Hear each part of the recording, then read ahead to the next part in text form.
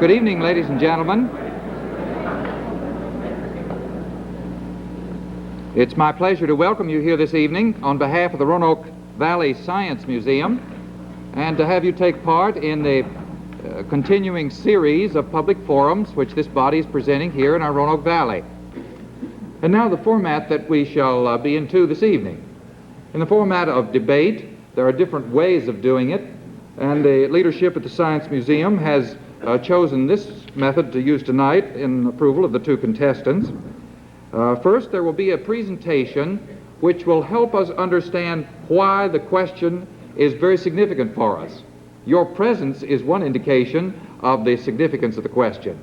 But in that first presentation, we shall try to understand how the implications of our points of view on these questions will affect both public policy and our educational program. Then the spokesman for evolution will come first. It's sort of the prevailing point of view that exists in our school system of education and teaching, curriculum. And then to speak back to that and to speak affirmatively to the point of view of creation as an understanding of how things came to be and how life itself is here. The second of the two spokesmen will have their turn, each of them to have 20 minutes for their presentation. We'll give you a chance then to pass along the questions that you have raised and placed on paper, and then each will have a chance, 10 minutes, to rebut the other, to speak back to the other within the format of what has been said to that time. And finally, we will place before them some of the questions which you have written and give them a chance to respond to the questions that you've raised earlier in the evening. Now, if I may introduce these persons and then proceed with that format. First, to set the scene for this, an overview of the issues at stake and how particularly they relate to public policy. Dr. Robert M. Bourdeaux, who's the chairman and associate professor in the field of education at Hollins College here at Hollins, Virginia. Dr. Bourdeaux is educated at the University of North Carolina, both in his undergraduate work, in a master's degree in education, and his doctoral work in education there. He previously had taught at a junior high level, but he has also, since 1970, been on the faculty at Hollins and continues in that role, save for a time in 78 and 9, when he was a visiting scholar at the University of North Carolina, and working particularly on John Dewey's theory of valuation, its implication for values education. Dr. Bourdeaux will make the opening statement in just a moment that sets the stage for our debaters. Now, the two debaters, very gracious in giving of their time, and want it to be made clear that they come as persons, and they come as persons with the real credentials in their field, but they do not come as representatives of the schools where they are now teaching. First, Dr. William Shear, who will take the point of view of evolution and speak to that scientific explanation for the curriculum that it sustains. Dr. Shear did his undergraduate work at the College of Worcester in Ohio. His field of study was biology and English. He did his master's work in zoology and microbiology at the University of New Mexico and received his doctorate in evolutionary biology from Harvard University. Before coming to Hampton-Sydney College in 1974, where he's a tenured faculty member, Dr. Shear had taught at Concord College and at the University of Florida. He has published numerous articles, has researched and written in the field of his own skills and training. He edits the American Arachnology Journal, is a research associate in the Department of Entomology of the American Museum of Natural History in New York. Dr. Shear had been on sabbatical in the fall and has just returned from field work in New Guinea. Taking the point of view of creation in our debating format tonight is Dr. Lane P. Lester. Now, Dr. Lester did his undergraduate work at the University of Florida, receiving his degree there. His Master of Science degree in ecology from Purdue University, and then his doctorate in the field of genetics, likewise at Purdue University. Before he came to Liberty Baptist College in Lynchburg, Dr. Lester was an extension scientist and a research associate at the Institute for Creation Research. He had been an assistant professor at the University of Tennessee in Chattanooga and has at one time in his career taught high school biology. In this last decade of time, Dr. Lester has likewise published numerous studies and articles from his own field of specialization. He has written on subjects as cloning, genetic mapping in certain species, medical genetics, and an interesting monograph on how teachers should handle the creation-evolution controversy. He's previously debated in the subject area of tonight's debate with such faculty representation as Rutgers or the University of Illinois, University of Virginia, Hampton-Sydney College. So these three persons, each with very impressive credentials, has graciously given of their time that they may be a part of the Roanoke Valley Science Museum presentation to unite in the Frontiers of Science series. So it's my pleasure first to present Dr. Bourdeaux to give the overview for our evening together.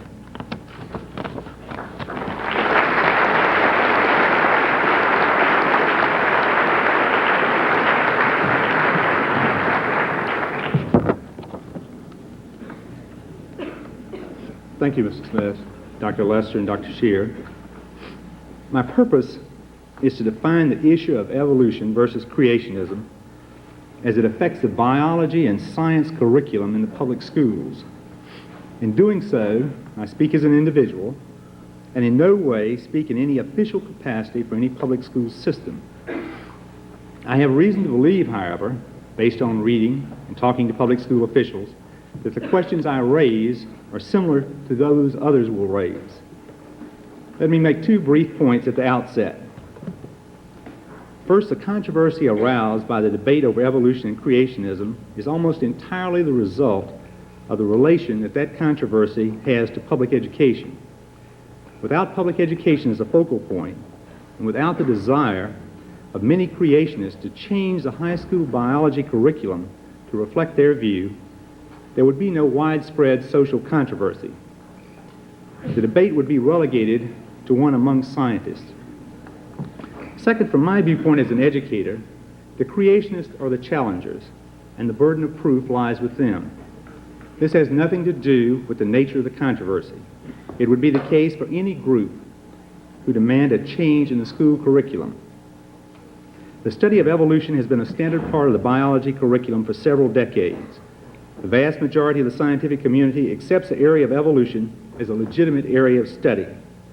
There is no single theory of evolution. The area of study called evolution is comprised of a number of concepts, generalizations, and theoretical positions. Scientists regard some parts of the study of evolution as more well established than others. However, anyone challenging all or any part should present substantial reasons for demanding change. We cannot legislate science. Doctors do not ask people to vote on whether a person has tuberculosis. Because the majority of the people in a community believe in astrology does not mean it should be taught in an astronomy course. Creationists should demonstrate convincingly that their position is valid. The issue centers on the separation of church and state. Historically, in defining the separation of church and state in the public schools, the courts and the schools have developed the principle of affirmative neutrality. By this term is meant that the schools cannot have policies that are deliberately hostile to any religion or policies that deliberately promote any religion. The courts have consistently held that biblical creationism as such cannot be taught in the schools if the intent is to instruct children in the Bible. The idea of affirmative neutrality is a practical position, is a way of making compromises in daily affairs. It is not pure neutrality. As an educator, I want to show no disrespect for any religion or any set of religious beliefs, but it is clear that the public schools cannot be totally neutral or attain a pure neutrality.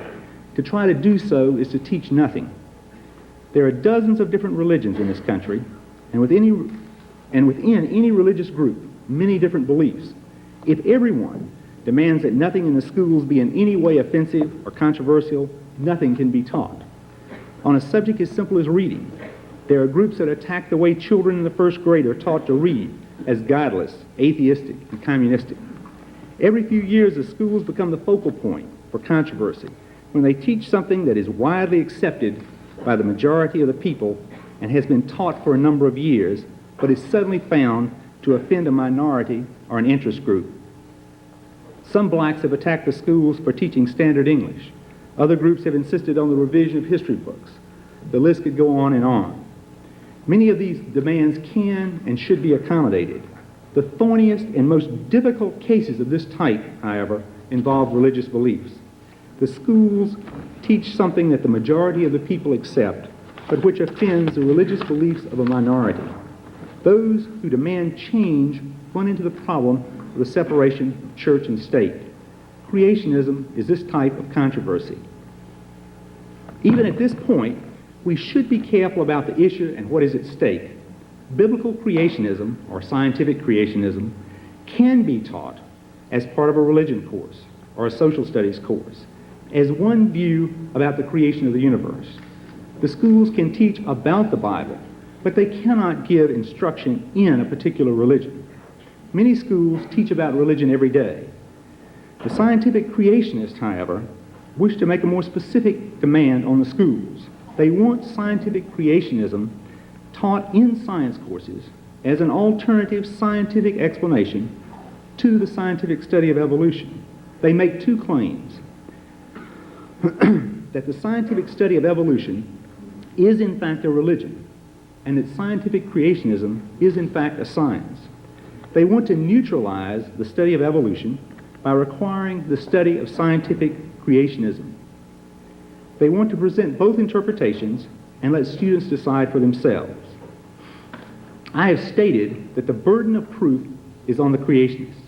What then must they prove? In general, it seems to me two things.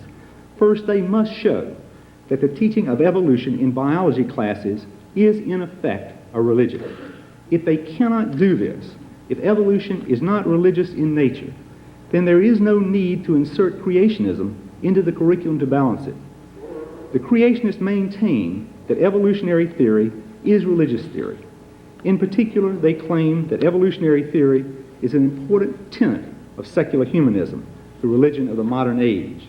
They must substantiate this claim. In doing so, it is not enough to show that individual teachers and texts, acting individually, do teach some aspect of evolution as if it had religious, social, or moral implication. Evolution should not be taught that way in science classes. I concede at the outset that in many cases it has been mistaught. The concept of evolution, after all, has had a remarkable social impact. It was described as a secure basis for ethics. It has been called a naturalistic religion by Julian Huxley. Many high school and college science teachers are not able to distinguish where science ends and philosophy or religion begins. They should be able to, but many cannot. That is unfortunate. But as long as a school as an institution makes a reasonable effort to police itself, it is not grounds to modify a curriculum. Because algebra, U.S. history, or arithmetic is mistaught, there's no reason to change the curriculum. The remedy is to teach the subject correctly. The creationists must show, therefore, not at the individual level, but at the institutional level, that evolution as religion is the policy of the school, that it is the intent of the school to indoctrinate children in religious beliefs by teaching the concepts and theories of evolution. Because evolution has had an impact on religious doctrine does not make it a religion. A scientist cannot be at fault if someone uses his ideas in a way he did not intend. Nor is a scientific study of evolution a religion simply because it harmonizes with certain religions and is found to be offensive to other religions. As a science, properly taught, evolution may be offensive to the religious beliefs of certain children, but surely the remedy is not to teach other children who are not offended the biblical account of creation. The second thing they must prove is that scientific creationism is not a religious doctrine in disguise. If it is, then clearly it should not be taught in public school science courses. It might be taught as part of a religion course, which is designed to study differing views of creation, but not as science. Wendell Bird, a leading attorney for the creationists, claims that, quote, public schools can teach the scientific evidence for creation without using the Bible or theology. In another place, Bird concedes that the, quote, presentation of biblical creation would contravene the Establishment Clause of the Constitution and thus could not be employed to neutralize a public school course. Bird, as a creationist, understands the essence of the problem. However, his views about creationism his view that creationism is not religious would come as a surprise to many creationists, such as Nell Seagraves, director of the Creation Science Research Center in San Diego, who indicated that the center was established so that, quote, every man who comes in contact with the truth of creation must in reality come in contact with the truth of the one who is the creator, Jesus Christ. Further, the perspective of the Institute for Creation Research, which is church-run and whose sample resolutions provided a model for creationist legislation recently introduced in several states, the perspective of this institute was reflected by a statement in their newsletter that, quote, a revival of solid belief in special creation, especially among young people, could easily spark the greatest movement of true evangelism and Christian consecration of modern times. In short, wherever everyone looks in the creationist literature, one finds a high correlation between those who believe in the biblical creation story and those who believe in scientific creationism. To establish creationism as a science and not a cover for a particular religion, at least three things must be established. First, okay, well, let me go ahead. I've got about another page. All right. First, it must conform to Occam's razor, a rule which says in effect that when two scientific explanations are available to explain the same set of facts, we should choose a simpler explanation. Second, in developing scientific explanations, scientific evidence and concepts must be subject to error and falsification. It may seem strange to some of you to maintain that before you can use a variable to explain something, that the variable has to have the possibility of error built into it. But if a variable can explain everything, then it explains nothing. It is not enough to attack any one or more of the factual claims or gaps in the study of evolution. Evolution is an area of study, not in itself a theory. Within this area of study, there are a number of concepts, generalizations, and theories. Some are more complete, better substantiated than others. To establish that there are gaps in the evidence is to do no more than what scientists themselves do every day. Third, science is subject to self-correction. If a scientist has a theory and enough negative examples of evidence turn up, the scientist either changes his theory to fit the new evidence or discards the theory. Many of the concepts, assumptions, and theories in the study of evolution have changed over the years. It must be theoretically possible for the scientific creationist to reject the biblical account of Genesis. In summary, for creationism to be a science, we must ask, does the creationist offer the simplest and most direct explanation of all the facts? Is it genuinely science in the sense that it offers testable hypotheses that can be proven false? Finally, if negative evidence turns up that cannot be explained by creationism, is the scientific creationist willing to modify or discard his assumptions? As a professional educator, I want to be open. I want to listen, to evaluate. But I would be less than honest if I did not say to those of you who are creationists that I am skeptical of including scientific creationism in the science curriculum as a study about religion, in the social studies, or in a course on religion. I have few problems if it's properly handled. If it is science, then I believe that after making the rounds of the scientific community, it will come to be accepted and appear in the textbooks and in science courses. If it is not science, then I do not believe that any vote by any school board or any court decision will make it so. Thank you.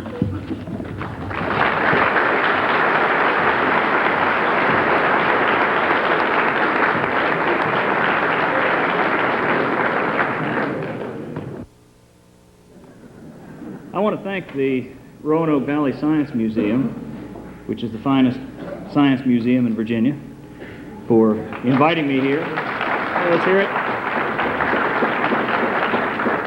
I always enjoy coming to Roanoke because I taught for several years at Concord College, as David mentioned, which is near here, and I always enjoyed my visits to Roanoke. I also came because I think it's very important for scientists now to stand up and be counted. And an experience that I have fairly often is what's convinced me of this. I teach evolutionary theory in my general biology class at Hampton-Sydney. And I often find that if I mention it as if everybody already knows what it is, nobody does. And when I ask about this, students tell me it was not taught in their high school. Nor was creation, I should add. What has happened is that their teachers have become frightened and afraid of controversy.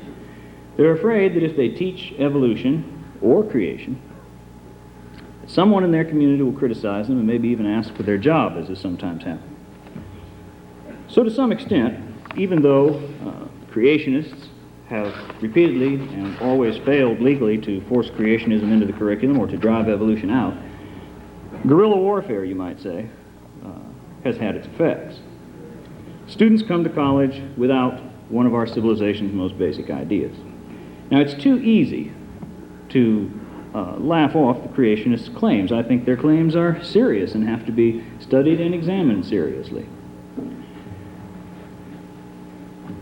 And we cannot leave this question of science to the courts or even to a public forum like this one, as much information as I'm sure you'll gain tonight from both Dr. Lester and myself. The question will eventually be settled in the free market of ideas, where free publication of scientific ideas and free debate is the rule of thumb. Now, what is evolution anyway? I think it's a very simple and direct idea. First of all, we must base any theory or any area of scientific study on two assumptions, any area of scientific study. The world is a logical place, a place that we can understand. That has to be one of the assumptions. We must also assume, in order for our science to be science, that natural law has always operated as it does now, that it has operated constantly throughout time. Now, given those assumptions, evolution stands simply as this idea, that living things, as a result of the interaction of natural law, have changed through time, just simply transformation through time. And this postulate is so abundantly supported by data in the fossil record that for most scientists it's a simple statement of fact: evolution has occurred. Astronomers, physicists, geologists, most are also convinced that evolutionary processes gave rise to the universe, the solar system, and our planet Earth as well. But I'll leave them to argue their case. I'm a biologist, and I'm going to talk about the biological point of view. In order for the processes of change that have been demonstrated so convincingly in our laboratories and in field studies to produce the life forms that we see today, the Earth must in fact be very old. Ever since Lyell's original estimation of tens of thousands of years for the age of the Earth, and that was a very startling departure for his time back in the middle of the 19th century, the age of the Earth has been steadily pushed back. The reason for this is the increased accuracy of our dating methods. Because the most reliable methods, most of them based on the decay of radioactive elements, all agree well with one another and can be cross-checked and have independent means of verification, we can confirm that the Earth is at least 3.8 billion years old. At least the oldest earthly rocks yet discovered are that old. I think the oldest moon rocks are about 4.5 billion years old. The Earth actually could be older. I must emphasize that no geologists, except those few of the creationist variety, seriously challenge this proposition of the great age of the Earth. Thousands of geologists all over the world have been convinced by the abundant evidence. Now, in rocks only slightly younger than these, we find evidence of life. Fossils of bacteria and algae are abundant in these rocks, and they persist for many hundreds of millions of years' worth of rock deposition. Then we begin to find more complicated cells. Finally, multicellular organisms. And as time goes on, the evidence in the rock shows that these multicellular organisms have repeatedly changed in response to changing environments, always changing and adapting to the environments that we see until we find the life forms of today. Now, I should emphasize that most of the animals we see in the fossil record, particularly in its early parts, are only like the ones we see today. None of the species from, for example, the Cambrian are still living, and many of the very strange animals that appeared there have now died out. Many major plants and animal groups survive only for a while and then die out as their environments change. So it's important to note that of all the many thousands of fossil species that have been discovered, practically none are alive today. Just a few fossils of existing species, evidently laid down during the Pleistocene, the geological epoch just preceding this one. How did this change, so abundantly clear in the fossils, take place? The theory of natural selection is the most favored explanation for this, and it was first proposed about 120 years ago by Charles Darwin. It's changed. A lot has been added as we found new facts, and some of the original ideas of Darwin have been shown to be untrue. He had some very crazy ideas about heredity, for example. But basically, Darwin said this, and this part is still valid. Organisms reproduce in huge numbers, and these individual organisms vary. Much of this variation is hereditary. The environment which they face is limited. Its resources are limited. So there's going to be a struggle amongst these variants for existence. And those variants that are better suited for the particular environment in which they find themselves will be, by and large, the parents of succeeding generations. And the genetic material that gave them this original adaptation will continue to increase proportionally in the populations. This process continues. And it has been verified by many field studies and by experiments in the laboratory, some of which were once thought to be very esoteric, but things we can now do in general biology at Sydney College. We think we know now also how natural selection can lead to the formation of new species. If a population of animal becomes isolated, and that isolated sample is genetically different from the main body and is exposed to differing selecting pressures, it may well be that after long periods of time pass, the genetic changes in the sample and in the parent population will be such that they can no longer reproduce with one another when they come back together again, if they ever do. This, in fact, is the biologist's definition of species. Species are populations which are reproductively isolated from one another. This is in contradistinction to the creationist vague term, Genesis kinds, which I have yet to hear clearly defined, and which seems to lack biological meaning. Species, as we define them, are objective empirical entities, and we have tests which can reveal their existence. We also think we know now that species arise very rapidly, perhaps within 50,000 to a million years, as a result of small populations that are exposed to strong pressures. The basic principle here and theory of natural selection qualify fully as scientific theories for the following reasons. One, they exhibit falsifiability. These theories can easily be proven to be false because of components which are clearly stated within them. For example, the theory of evolution clearly predicts that as we examine rocks of different ages, we should find different faunal assemblages. And in fact, this is the case.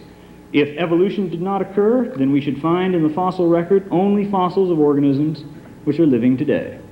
We should find the world to be a place very much like it is now. And of course, this is not what we see in the rocks. If natural selection were false, then we should not see these genetic changes in animals and plants that we can clearly observe. Yet we do see these changes. And they are adaptive in the main. They serve better to suit the organism to its environment. Evolution and natural selection also generate predictions, and these predictions are most frequently borne out. If they are not, they are fed back to the theory, and the theory is changed to accommodate the new information. This is not true of creation theory, as I'll illustrate later. And finally, evolution requires no supernatural agency.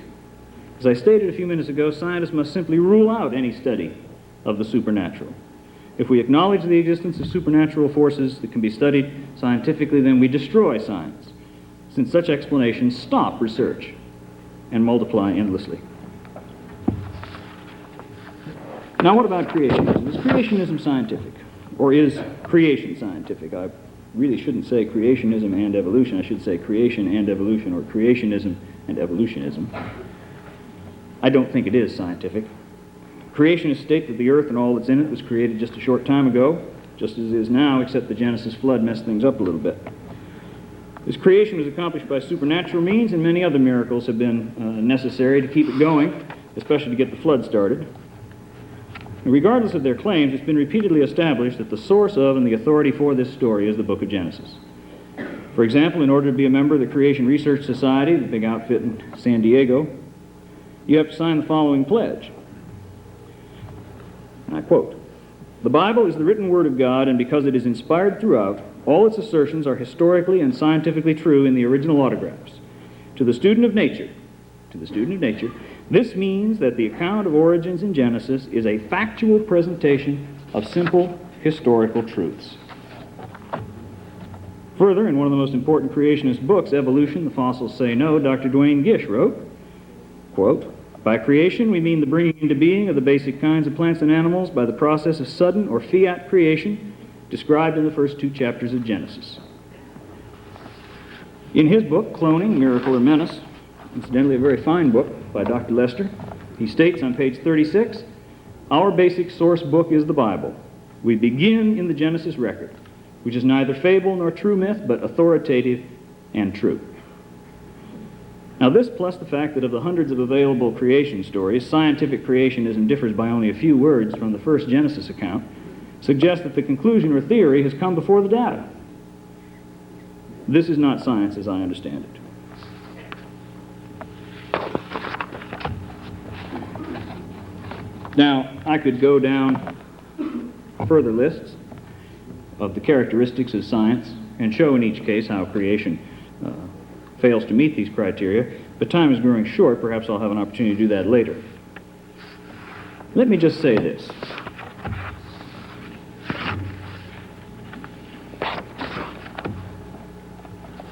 One of the crucial claims of creationists is that evolution by natural selection and Genesis creation are the only alternative explanations for the world. Now, by asserting this claim, they think it is possible to further claim that evidence against natural selection is therefore evidence for creation. And this explains their reluctance to do any real laboratory or field research or to clearly state their model. All they have to do is prove that natural selection has flaws and creation is perforce true. But the alternative to natural selection would be another scientifically testable theory. And there are many of them, both past and present. Most of them have been discarded because they fail to explain the facts adequately. The alternative to Genesis creation, on the other hand, would be the creation stories of other religions and cultures. In fact, as I'm sure some of you know, there are even 2 contradictory accounts of creation in the book of Genesis itself.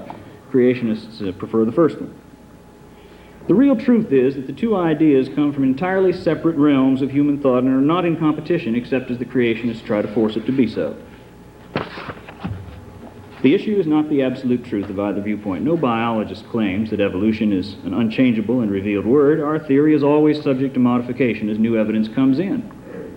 Perhaps some people see this as a weakness, but we scientists see it as a powerful strength of any scientific theory. The Genesis story is a religious document, and it's a very fine one. Its authors never intended it as a factual explanation of the world. In fact, they had not even the slightest concept of science, and so they could not have so intended it. Instead, they wrote a beautiful story about man's relationship to a transcendent God. And many millions have thrilled to this story's majesty, and they profited from hearing it, without the requirement of believing it to be literally true. The vast majority of scientists today, many thousands, accept evolution not as a belief. Don't ever ask me if I believe in evolution. I don't believe in evolution. I'm convinced that it is the best theory we have for explaining the way the living world is now. And for many of us, this does not conflict with whatever religious convictions we have. There's no all-pervading conspiracy to force evolution on people. No evolutionary biologist has ever sued in court to force his view to be taught in school. He's confident that in the free market of ideas, his thought will prevail. Religion and science are separate and complementary realms of human endeavor. Each one is uniquely satisfying and valuable. They are not opposing alternatives. To attempt to make them so will, to our sorrow, weaken both science and religion. We need science to increase our power to deal with the physical and biological world, and we need religion to provide the moral guidance upon which our civilization depends. Dr. Lester has essentially, I believe, expressed agreement with this view in his book, Cloning, Miracle or Menace. So the issue, ladies and gentlemen, really is whether we are to keep science science and religion religion. In the past, we have had the wisdom to do so. Now let's continue as we have done. Thank you.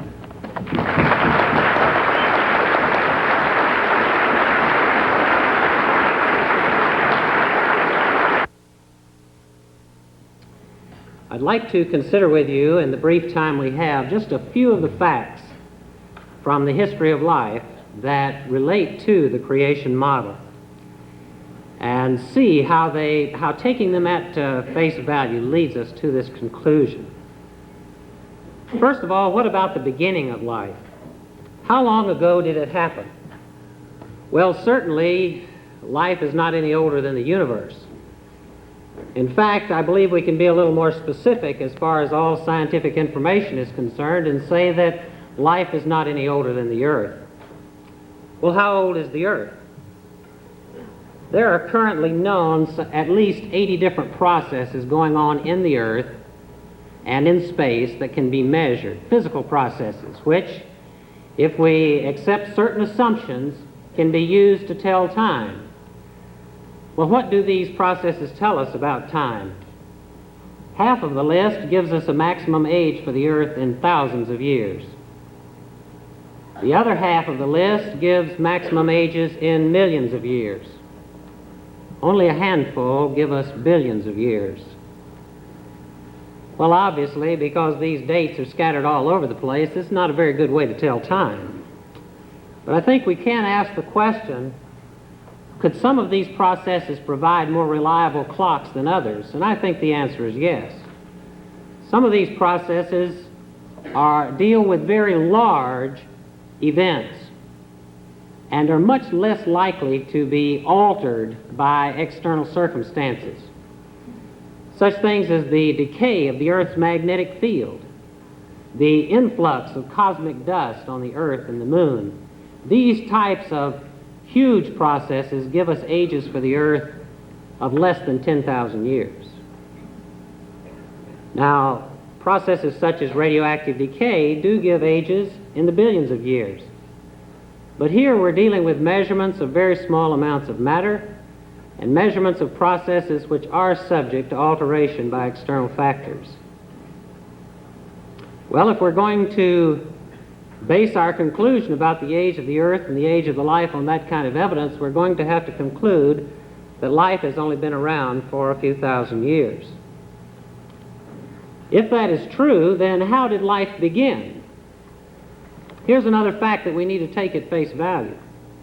All biologists agree that today on Earth, living things only come from other living things. And in fact, when we look at the evidence from biology and chemistry, the evidence is that life could always only come from living things. If we're going to take that fact, that set of facts at face value, we'll have to conclude that life had to be supernaturally created. Well, what about the history of life? Did one kind of creature gradually change one into another? Did simple creatures turn into more complex creatures? Well, for the answers to this type of question, we have to look at the fossils.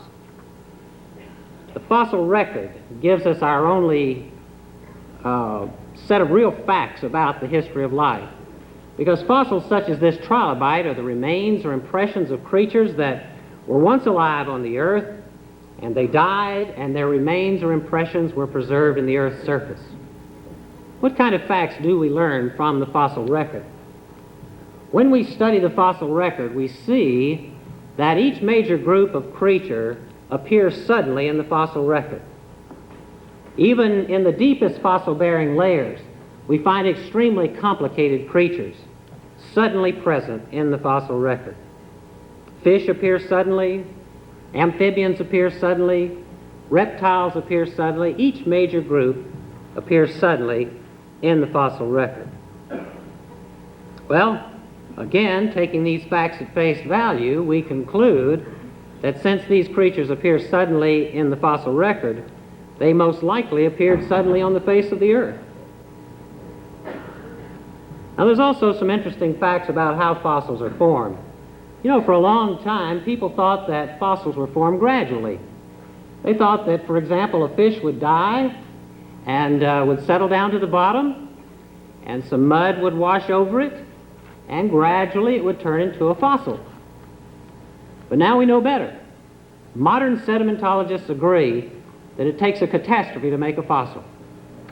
You see, a creature has to die and be buried rather suddenly and solidly, or it doesn't become a fossil, it becomes a meal.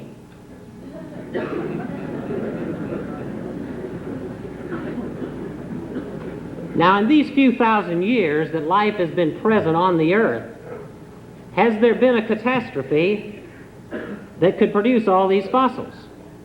Millions and millions of creatures entombed in the rocks of the earth. History tells us there has been. Many ancient writings and traditions tell us of a worldwide flood.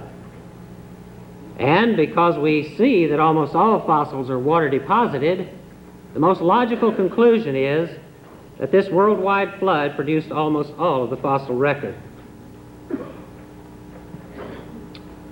Well, if the evidence shows that life had to be supernaturally created, and that each kind of creature had to be supernaturally created, does that mean that there has been no change during the history of life? Of course not. Creatures change. All biologists know that. And they basically change in two ways, both of which have to do with heredity. First of these types of change is called recombination. It's what we see in families. Each of us begins life when a sperm fertilizes an egg. Half of our heredity comes from father and half of our heredity comes from mother. This brings together a new combination of heredity. This is recombination. This is one kind of change. How much change is possible this way? Let's look at some examples. Here are a number of different varieties of chickens that have been bred from the wild jungle fowl. Quite a lot of variation, quite a lot of change. But the pertinent point is that no new varieties are being bred from the wild jungle fowl, because all of the genetic variation that's present in that species has been assorted out into the existing varieties. Limited change. Another example might come from plant breeding. You know, when it was first discovered that the sugar beet had a considerable amount of sugar in it and might be commercially valuable, the plant breeders went to work, and they began to select varieties for increased sugar content, and they made crosses to achieve this aim, and they were quite successful. They were able to increase the sugar content of the sugar beet from 6% to 17%. Quite a bit of change. But that's all there was. No matter what additional cross they tried, no matter what technique of selection, the increase did not go beyond 17%. Why is that? Simply because all of the genes that have anything to do with sugar production were present in a single variety. Limited change. Whether or not recombination is controlled by humans, animal or plant breeders, or whether it occurs in nature, chickens remain chickens, beets remain beets, finches remain finches, and yes, even moths, though they may change, remain moths. Limited change. Now, I said there were two kinds of change. What's the other one? Mutation. Genetic mistakes. As heredity is passed from one generation to the next, the molecules that control heredity have to be copied. And like any other copying process, mistakes creep in. These mistakes we call mutations, and they do provide a type of change. What kind of change do we see in mutations? Here's a rather interesting mutation, the albino mutation. These creatures have suffered from a genetic mistake that makes it impossible for them to produce body color. Now, I could give you some more rather fascinating examples of mutations, but we need to be a little more scholarly than that, because we're trying to see how much change, what kind of change can be produced by mutation. And to learn facts about this particular subject, one creature is the best to look at, and that's the little fruit fly. Geneticists have been breeding this little insect since the early 1900s, and we know a lot about its inheritance. I have on my own bookshelf a 470-page book that just deals with the inheritance of this otherwise insignificant little creature. And it lists some 3,000 mutations that have been discovered in the fruit fly. So if we want to find out what kinds of change mutations can produce, this ought to be where we could find it. What do we see? Well, one type of change has to do with the wings. All kinds of mutations of the wings have been found. Changes in shape, in size, and angle. But none of these changes have helped the fruit fly any better than the normal one. And this is a principle that's seen in all of these mutations, that none of them produce a more successful fruit fly than the normal type. Not only that, this is a principle that's seen in all living creatures, not just the fruit fly. No matter whether we consider corn or humans, such as this skin cancer mutation, we find that virtually all mutations are harmful or at best neutral in their effects. Well, are we going to take these facts at face value or not? It seems to me that we must conclude that you are not going to get improved creatures with genetic mistakes. You're not going to get a simple creature to change into a more complicated creature through mutation. Many people believe that every creature is related to every other creature, back through time, back through common ancestors, to some single-cell creatures that first appeared on the earth. That's based on wishful thinking. When we take at face value the facts of physics, chemistry, geology, paleontology, and genetics, we are forced to conclude that each kind of creature had to be supernaturally created, and that during the history of life, variation has been limited within each created kind. Thank you.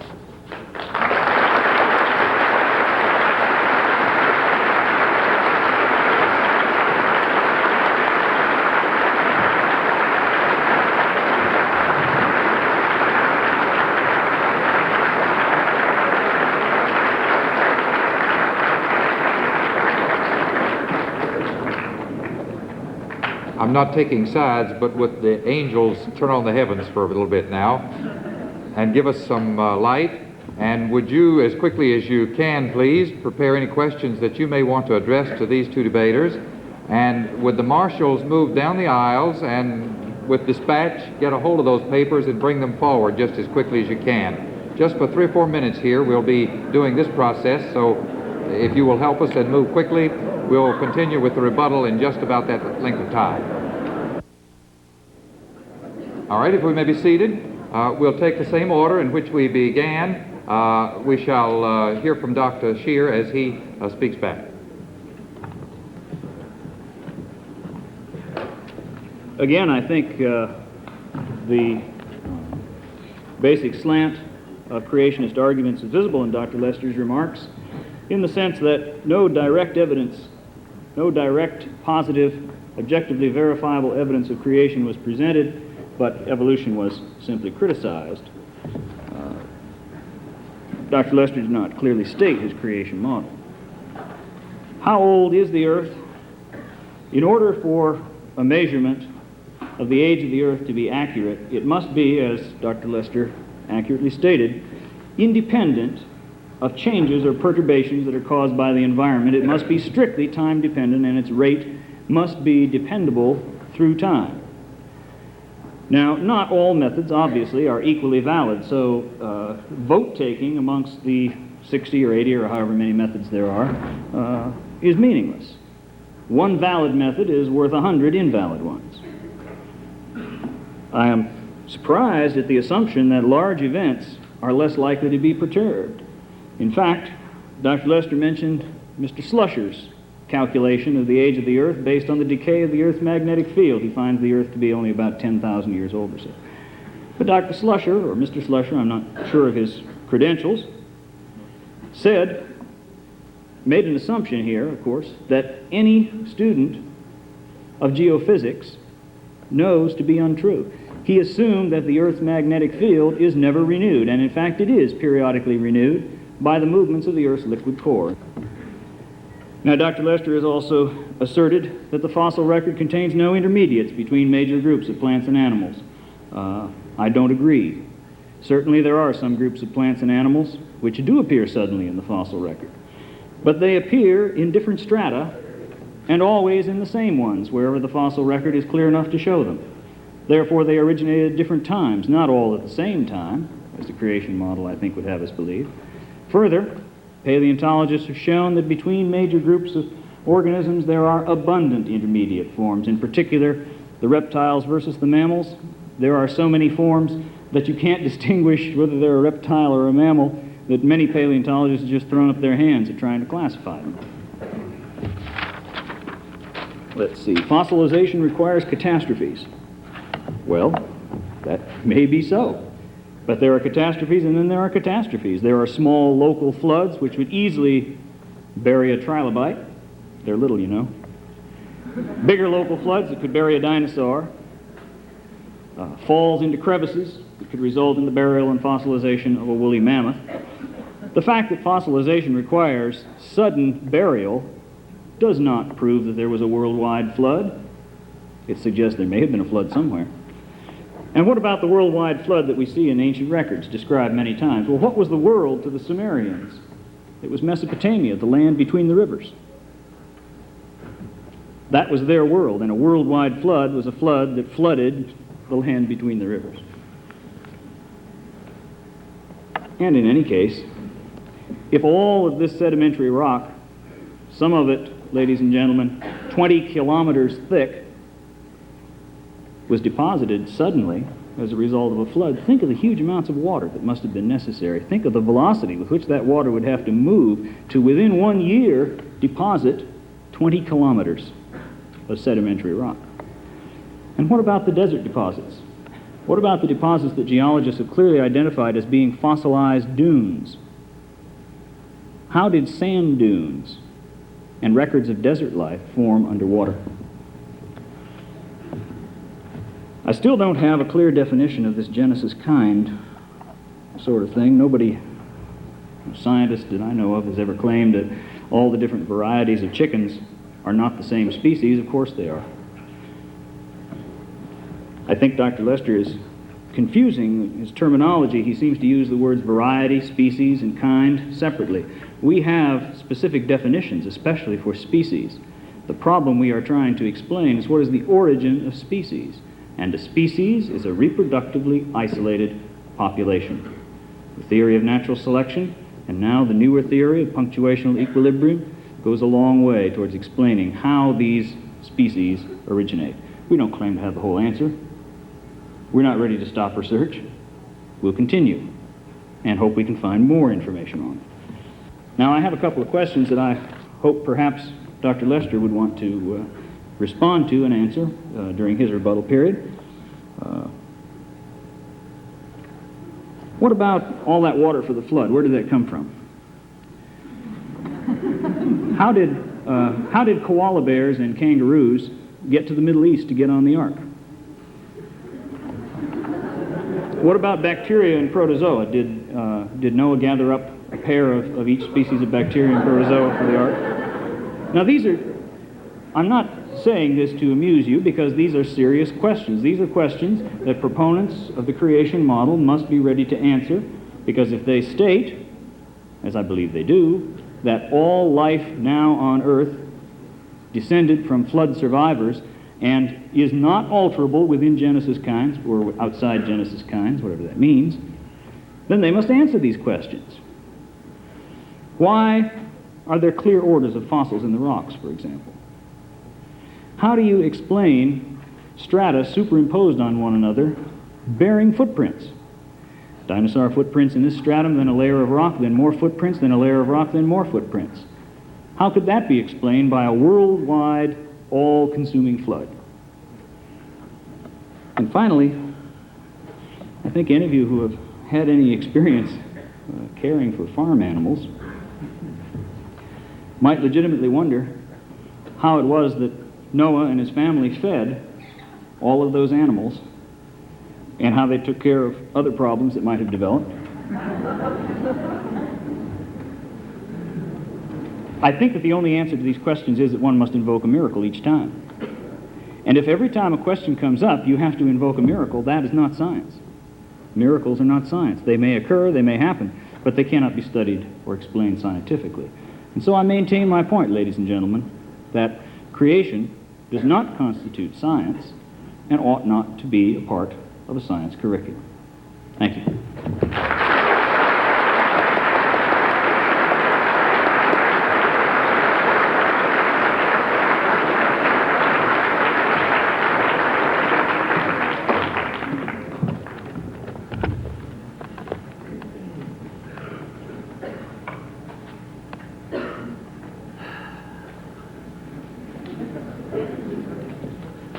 A few months ago, I attended the National Convention in Boston of the National Association of Biology Teachers. And the executive director, Dr. Moyer, during his remarks, pointed out that creationists really do not have a creation model, and all they do is attack evolution. And to some extent, I thought his remarks were justified.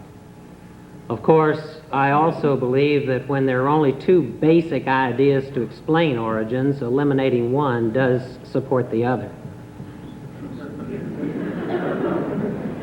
But realizing the objection and wanting to do something about it, I put aside my prepared notes that I had been planning to use tonight, and yesterday wrote something completely different, in which I did not use the word evolution. You may or may not have noticed that in my opening remarks. Did not cross my lips. And not only that, I tried to define the creation model. Obviously unsuccessfully. Certainly, as is true of the evolution model, the creation model is very complex. To fully state it would take a book or books. But briefly, as Dr. Shear said, I gave a very brief definition of evolution as being that living things have changed through time, which of course I hope you noticed I agreed with during my opening remarks. I thought that I gave a brief definition of creation, and that is that each basic kind of creature was supernaturally created, and that variation during the history of life has been restricted to variation within that created kind.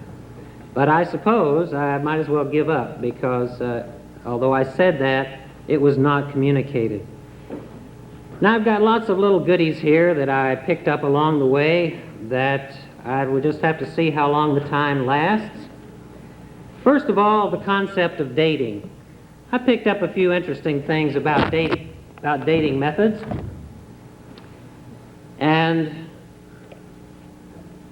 one of the remarks that Dr. Shear made was that radiometric dating techniques are consistent with other dating techniques, that they agree, and that radiometric decay rates do not change according to environmental factors. While I was on the faculty at the University of Tennessee at Chattanooga, one of my colleagues in the physics department was in the process of doing research in which he demonstrated that such things as magnetic fields did affect carbon-14 decay rates. Also, there have been a number of interesting collections. For example, creationist scientists pored through the scientific literature, the evolutionist scientific literature, and found over 350 radiometric dates which were at least 20% off. That's an entire geological period from the rock strata with which they were associated. And this does not include material from sediments that are not agreeably dated by evolutionists. Also, there was a rather interesting one I picked up from the journal called Radiocarbon, which is the official journal of the carbon-14 daters, in which they had found a musk ox up in frozen muck in Alaska. And the scalp muscle from that ox dated as 24,000 years old. The hind limb dated at 17,200 years old.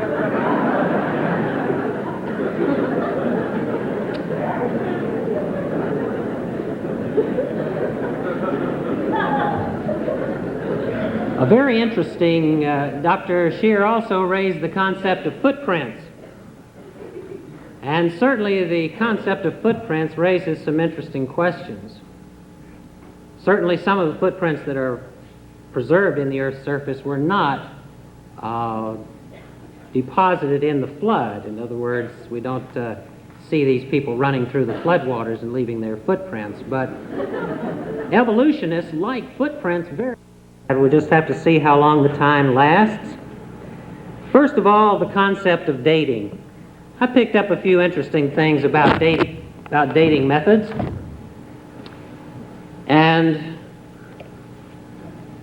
one of the remarks that Dr. Shear made was that radiometric dating techniques are consistent with other dating techniques, that they agree, and that radiometric decay rates do not change according to environmental factors.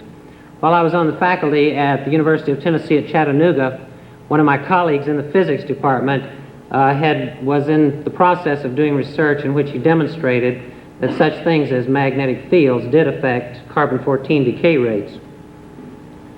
Also, there have been a number of interesting collections. For example, creationist scientists pored through the scientific literature, the evolutionist scientific literature, and found over 350 radiometric dates which were at least 20% off. That's an entire geological period from the rock strata with which they were associated.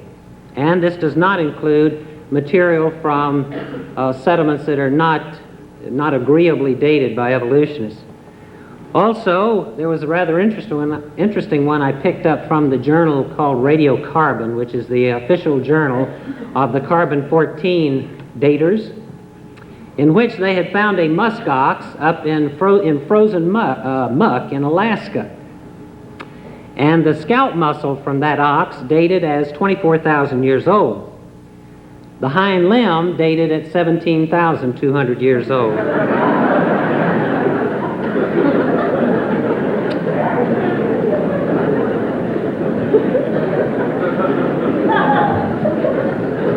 A very interesting, Dr. Shear also raised the concept of footprints. And certainly the concept of footprints raises some interesting questions. Certainly some of the footprints that are preserved in the Earth's surface were not deposited in the flood. In other words, we don't see these people running through the floodwaters and leaving their footprints. But evolutionists like footprints very much. And if you've been keeping up with the scientific literature, you've seen reports of footprints of our ancestors and footprints of dinosaurs and this sort of thing. There's another case of footprints that you don't hear much about. Down in Texas in a riverbed, there's some footprints of dinosaurs. But interestingly enough, in that same layer are also some footprints of some things that look exactly like human feet. The evolutionists don't like those footprints. And they have said that, well, they certainly look like human feet. But we know that humans had not evolved when the dinosaurs were here, and so they must be footprints of a dinosaur that had feet like a human.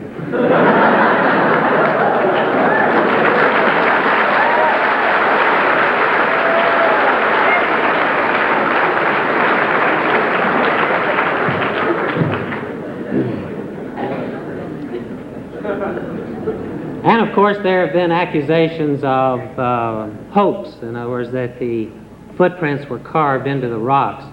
But just this last year, a really exciting piece of research was done in this same area. A fellow was looking at these footprints and he found a branch buried in the rock. Now, this branch was charred, and he took a sample of that charred branch and sent it off to UCLA to be carbon dated. Now, the sediment that was in was Cretaceous rock, which is dated by evolutionists as being 100 million years old. Now, this branch was right down in the rock. It protruded from the rock, but it also extended down into the rock. that was dated by Dr. Reisnerberg at UCLA at 12,800 years old. So whether or not those are human footprints or not, even by the evolutionist reckoning, dinosaurs were around just a few thousand years ago.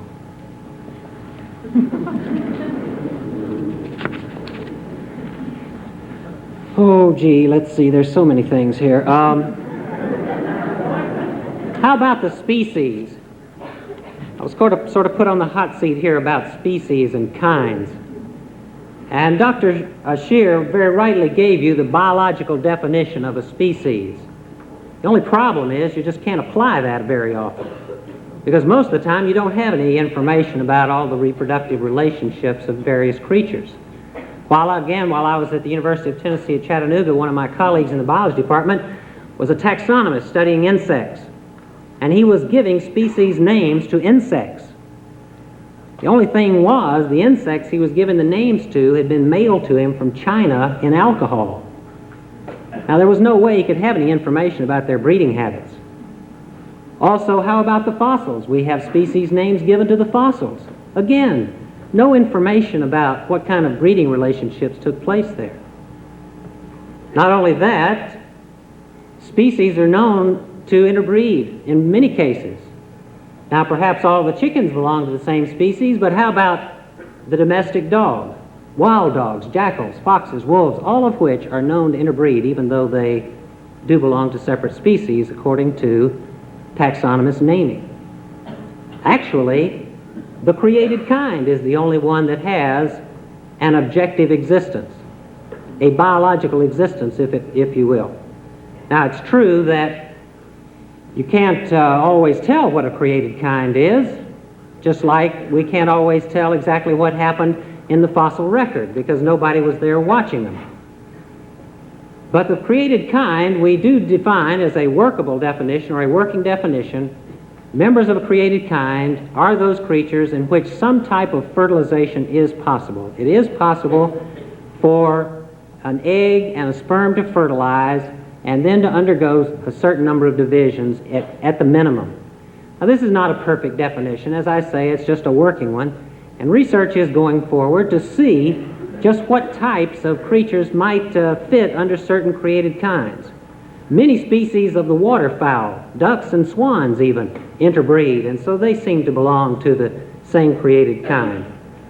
Horses, donkeys, and zebras interbreed, different species, but we consider them members of the same created kind.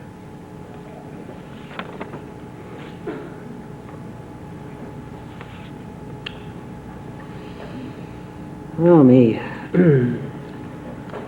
Natural selection. Say something about natural selection. I hope you noticed that natural selection is part of the creation model. We're not talking about minor changes in frequencies of genes within created kinds or within species. Everybody knows that goes on. We're maintaining that there's no evidence that those types of processes ever produced any kind of major change of one creature to another. The mention was made of punctuated equilibrium, and I might say something about that because that refers to a fairly recently popular idea among evolutionists that creatures can change suddenly into other creatures. Now, Darwin said they change gradually, and I would guess that most evolutionists still believe this. But an increasing number of evolutionists, particularly the paleontologists, are getting tired of apologizing for the fossil record. They're getting tired of covering up those gaps. And they're finally saying, yes, it's true, the gaps are there. The gaps are real. They're a reflection of what really went on in the earth. And so we're going to call this punctuated equilibrium, where one creature could stay the same for a long, long time and then all of a sudden change into another one. That's what we mean by punctuated equilibrium. Equilibrium for a long time, then a punctuation mark, and we're off to something completely different. There was an interesting meeting just this last year in Chicago at the Field Museum. Oh, well, I can find that. Well, this will be my final little comment here. Little quote here from the news reporter in Science magazine who attended the conference in which this concept of punctuated equilibrium was examined. Now, the change by natural selection, gradual change, that's called microevolution. Change of one kind of creature into another is macroevolution. Here's the quote from the article. The central question of the Chicago Conference was whether microevolution can be extrapolated to macroevolution. The answer can be given as a clear no.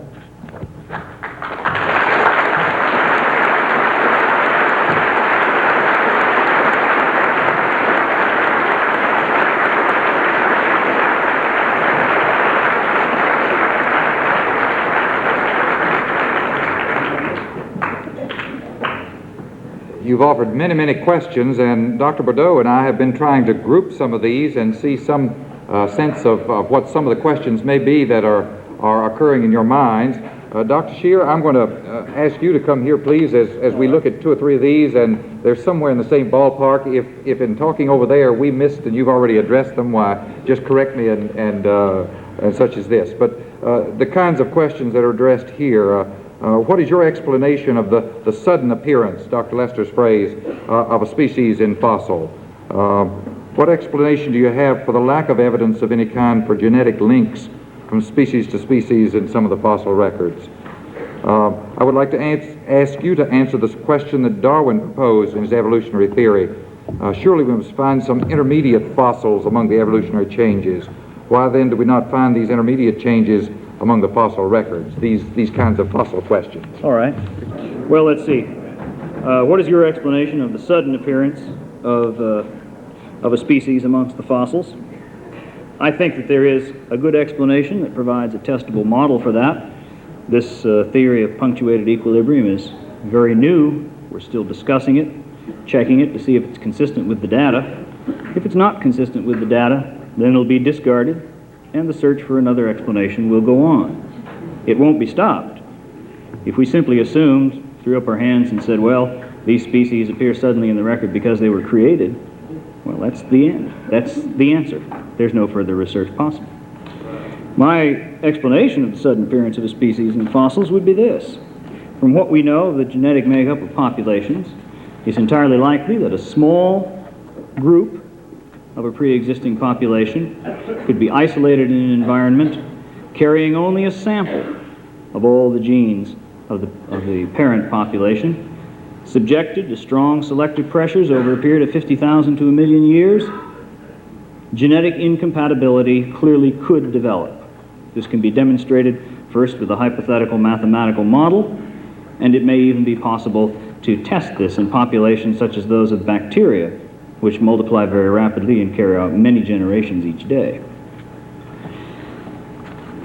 You have to know what geologists mean by sudden. This was something that was new to me. When I first heard Steve Gould talk about this punctuated equilibrium, they're talking about sudden appearance. And I said, what do you mean sudden? How quickly does this speciation process occur according to your model? He says, oh, very fast. You know, maybe within 100,000, 250,000, a million years. I said, oh, that fast?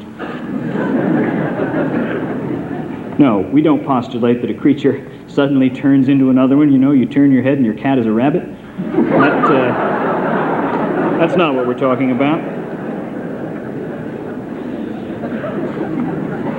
I would simply like for you to answer the same question that Charles Darwin proposed in his evolutionary theory. Surely we must find some intermediate fossils among the evolutionary changes. Why then do we not find these intermediate changes among the fossil records? This is in quotation marks, but I don't think it is an exact quote from Darwin, but it does give the sense of something Darwin once wrote. Well, ladies and gentlemen, these intermediate fossils do exist. It is true that we do not find intermediate fossils between closely related species. That's one of the things that the punctuational equilibrium model is trying to answer. That's a question that it's trying to answer. But we do find many examples of intermediate fossils between many of the major groups of organisms. And I could cite many of these. I've already mentioned the case of the mammals. I'd like to mention the case of Archaeopteryx, with which many of you are probably familiar. An organism which shares almost equally the characteristics of reptile and bird. Now, creationists argue that because it had feathers, it was a bird. But in fact, if it was a bird, then it was a bird with reptilian teeth, it was a bird with a reptilian sternum and pelvis, and it was a bird that had many reptilian characteristics. And we have other fossils of clear dinosaurs, small dinosaurs with feathers. We have fossils which show large scales on these dinosaurs developing central keels, clearly on their way to evolving into feathers. So the evidence is there. You have to look closely at the fossil record and you have to study it. You cannot just pick up a popular book on dinosaurs or a popular book on fossils and expect to find that kind of evidence. If you are going to settle this question in your own mind, then you have got to examine the evidence personally. You can't get the answers by either listening to me or Dr. Lester or anyone else who is expounding their point of view in just 35 minutes. If you're really interested in this question, and I hope that you are as you come here, I hope that you will investigate it thoroughly and objectively and make your decision on that basis. Let's see, I'm not sidestepping this question. What explanation do you have for the lack of evidence of any kind of genetic links from species to species in the fossil record? Well, I think I answered that under my discussion of punctuational equilibrium. Is the theory of scientific creation falsifiable? Parts of it are, part of it is not. That is also true of evolution. Parts of evolution are falsifiable, others are not.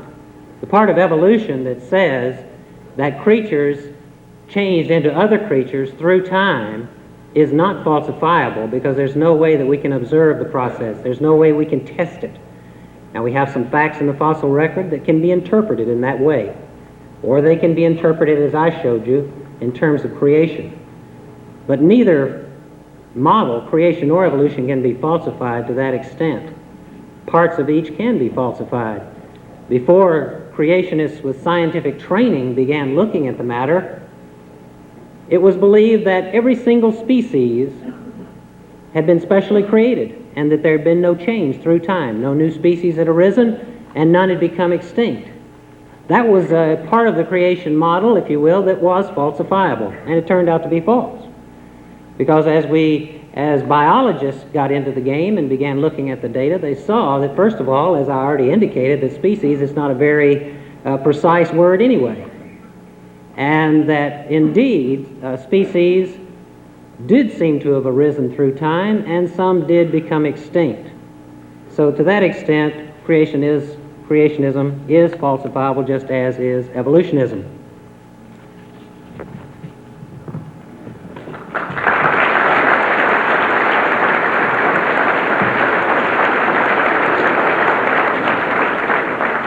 We're very much aware of the time and appreciate your interest and patience. And these gentlemen, by some mix-up at the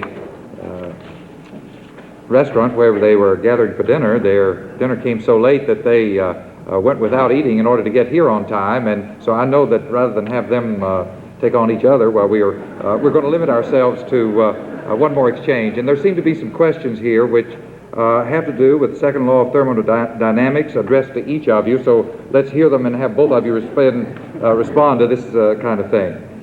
For it says, Dr. Lester, for example, is it true that the second law of thermodynamics shows that life goes from the complex to the simple? This law proves that evolution is impossible, doesn't it? On the other hand, Dr. Shear, how do you correlate evolution and entropy? Evolution is a gradual upward build-up. The second law of thermodynamics calls for randomness and breakdown. How can you hold to both views? They seem to contradict each other. Would you two respond to this kind of question? It seems that equally qualified scientists cannot agree on what the second law of thermodynamics includes and what it doesn't include. And so I prefer to refer to a law of general decay.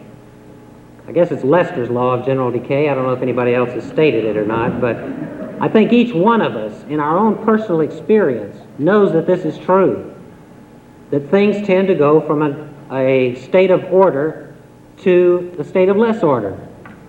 Ask any homemaker after the kids have been home from school for a while.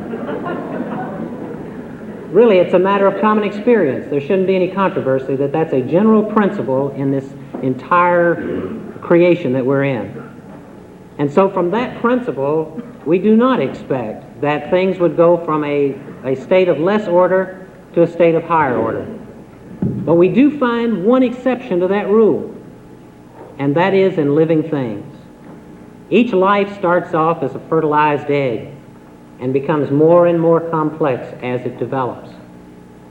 What does that require? How is that different from everything else we know about? Well, it has a number of things that other things don't have. It has an energy converting mechanism where it can convert energy from one form to another to do work. And it also has an internal blueprint for that increased complexity that other systems do not have. Particularly, I think the second law of thermodynamics, or Lester's law of general decay, take your pick, speaks to the question of the naturalistic origin of life, that inanimate objects could not increase their order to the kind of extent that is required for life to originate.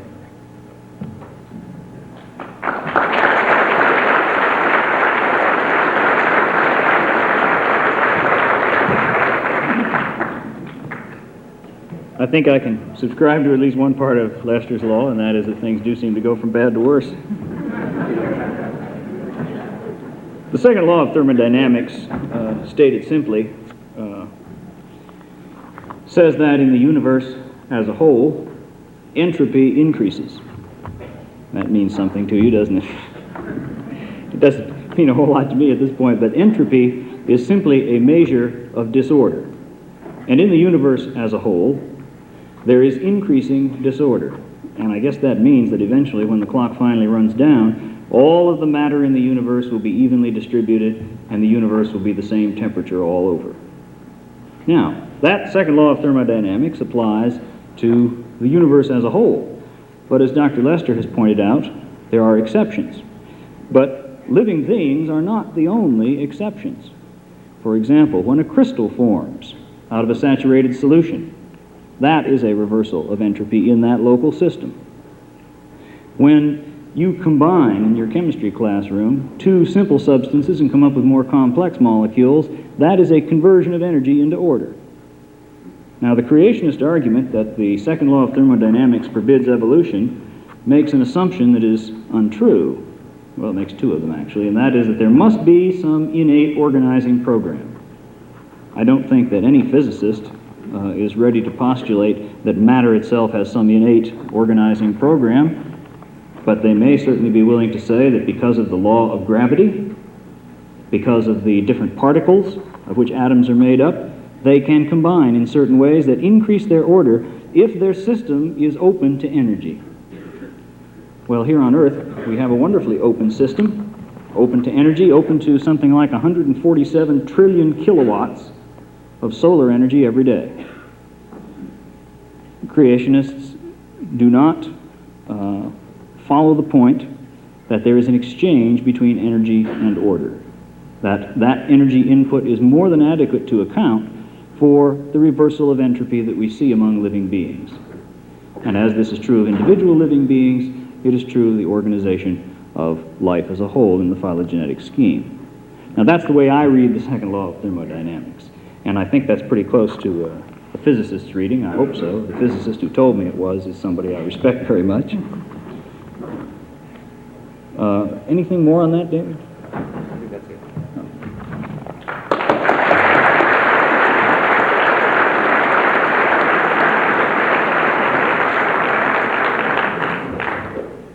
You have already saluted each of them separately, and I'm sure you would have me do it again. Dr. Bourdeaux, Dr. Lester, Dr. Shear, how much we appreciate their generous presentation of themselves and their skills and disciplines here tonight.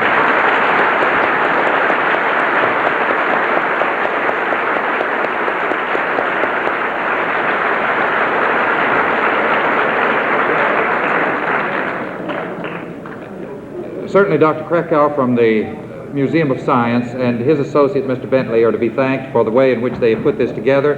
One final word about the Next in the Frontiers of Science series.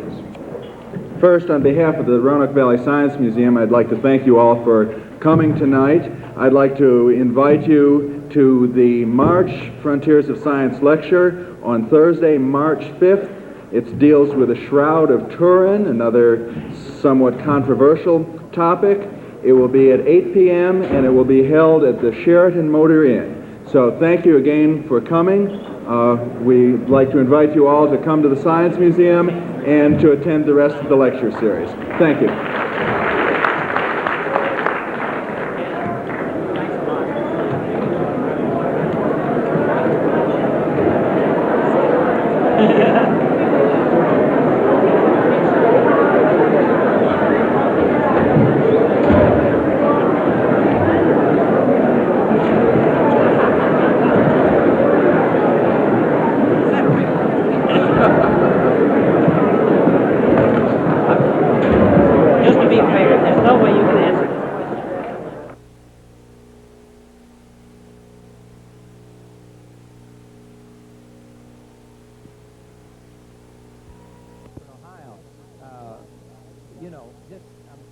highlights. We're live in about, I've been told, 800 other areas of the country live. So, you know, when you're live in that many cities, the phone system, there's no phone system could possibly be built big enough. So